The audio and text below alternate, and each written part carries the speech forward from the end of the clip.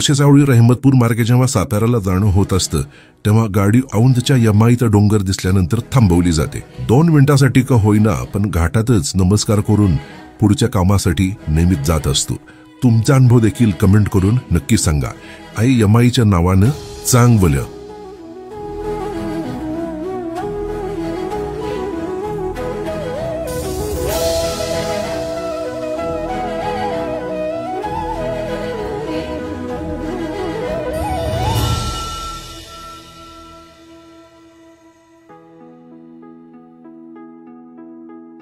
दुर्गे दुर्घट भारी तुझ विण संसारी, अनाथ नाथे अंबे करुणा विस्तारी. वारी वारी जन्म मरणाते वारी,